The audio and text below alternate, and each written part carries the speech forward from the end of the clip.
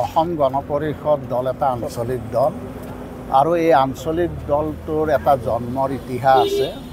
আমাৰ এক ঐতিহাসিক আন্দোলনৰ পটভূমিত 1985 চনত আমাৰ অসম গণ পৰিষদ দলটোৰ জন্ম হৈছিল।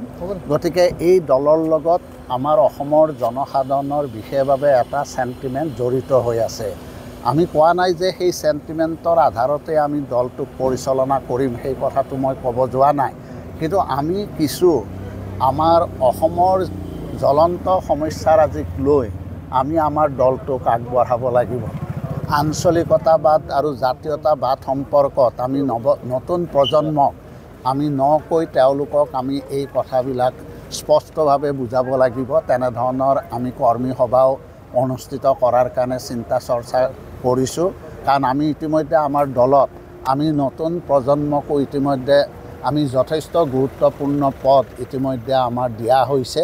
গতিকে আমি নতুন প্ৰজন্মক বিশেষভাৱে আমাৰ এই আঞ্চলিকতাবাদ বা আঞ্চলিক দলটোৰ প্ৰতি যাতে তেওঁলোক আকৃষ্ট হৈ আগবাঢ়ি যাব পাৰে, তাৰ বাবে আমি তেনেধৰণৰ পৰিকল্পনা হাতত লৈছোঁ।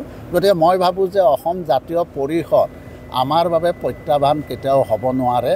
কাৰণ আমি অহা 4 জুন তাৰিখেই আমি নিশ্চয় এটা স্পষ্ট প্ৰতিচ্ছবি আমি নিশ্চয় দেখা পাম। গতিকে আমি তাৰ পৰৱৰ্তী সময়ত আমি ৰাইজৰ লগত থাকি ৰাইজৰ যিসমূহ সমস্যা বা ৰাইজৰ যিবিলাক মনৰ ক্ষোভ বেদনা, এই গোটেই কথাখিনি আমি পৰ্যালোচনা কৰি আমি পৰৱৰ্তী সময়ত এক পৰিৱৰ্তনৰ মাধ্যমেৰে আমি আগবঢ়াৰ কাৰণে আমি চিন্তা চৰ্চা আমি নিশ্চয় কৰিবৰ কাৰণে আমি ইতিমধ্যে আগবাঢ়িছোঁ।